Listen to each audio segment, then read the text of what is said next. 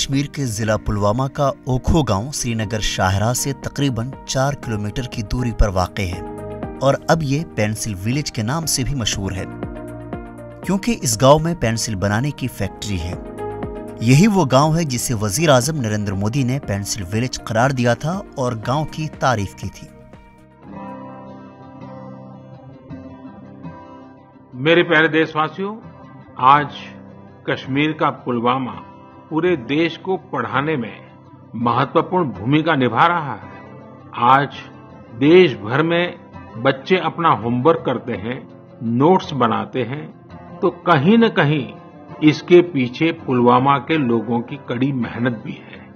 कश्मीर घाटी पूरे देश की करीब करीब 90% पेंसिल स्लेट लकड़ी की पट्टी की मांग को पूरा करती है और उसमें बहुत बड़ी हिस्सेदारी पुलवामा की है। एक समय में हम लोग विदेशों से पेंसिल के लिए लकड़ी मंगाते थे, लेकिन अब हमारा पुलवामा इस क्षेत्र से देश को आत्मनिर्भर बना रहा है। वास्तव में पुलवामा के ये पेंसिल स्लेट्स के बीच के गैप्स को कम कर रहे हैं। घाटी की चिनार की लकड़ी में हाई मॉइस्चर कंटेंट और सॉफ्टनेस होती है, जो पेंसिल के निर्माण के लिए उसे सबसे सूटेबल बनाती है। पुलवामा में उक्खू को पेंसिल विलेज के नाम से जाना जाता है। यहाँ पेंसिल स्लेट निर्माण की कई इकाइयां हैं जो रोजगार उपलब्ध करा रही हैं और इनमें काफी संख्या में महिलाएं काम करती हैं। साथियों,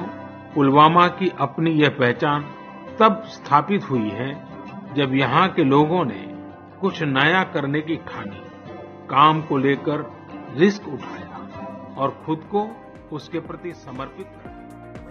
अक्टूबर में जम्मू कश्मीर एलजी इंतजामिया ने ऐलान किया कि कश्मीर में नीम फौजी दस्ता सीआरपीएफ के कैंप और उनके रिहाइश के लिए 500 कनाल सरकारी अराजी मुख्तस की गई है। ओखो गांव की भी तकरीबन 85 कनाल अराजी इंतजामिया ने सीआरपीएफ को मुंतकिल की है। मकामी काश्तकारों के अलावा इंतजामिया के इस फैसले से पेंसिल फैक्ट्री के मालिकान भी परेशान हैं। इस ताल्लुक से मकामी लोगों का कहना है कि वो गुज़श्ता 150 बरसों से इस ज़मीन पर काश्तकारी कर रहे हैं और इंतजामिया ने ज़मीन की आबपाशी के लिए 2 नदियाँ भी बनवाई हैं।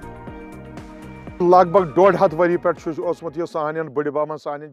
150 बरस से हमारा खानदान इस काश्तकारी के पेशे से जुड़ा है।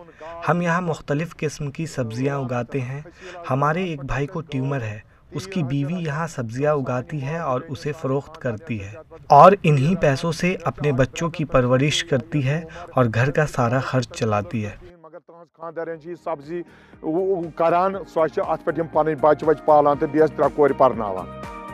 मकामी लोगों का कहना है कि नीम फौजी कैंप तामीर कराने से वो आदमी तहफ़्फ़ुज़ का शिकार होंगे। वहीं इस बाबत पेंसिल फैक्ट्री मालिकान का कहना है कि उनकी ज़मीन उस मुंतकिली के हुक्मनामे से फ़िलहाल महफूज है, लेकिन मुस्तक़बिल के तईं उनको भी ख़दशात लाहिक हैं। हम लोग इस ज़मीन पर मुख्तलिफ किस्म के गल्ले उगाते हैं।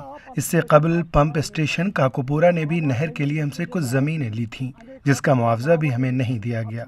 हम जब भी उस पंप से खेतों की सिंचाई करते हैं तो हम हमेशा उसकी कीमत अदा करते हैं। हम लोग इस ज़मीन पर एक तवील मुद्दत से आबाद हैं। अगर हमसे ये ज़मीन ले ली जाएगी तो हमारे बच्चों का क्या होगा? हमारे पास इस ज़मीन के अलावा कुछ भी नहीं है। फैक्ट्रियाँ तो मुतासिर नहीं हो रही हैं अभी, लेकिन क्या पता, एक गवर्नमेंट का अपना कुछ उसूल है, क्या पॉलिसी है उनकी, क्या पता नहीं है।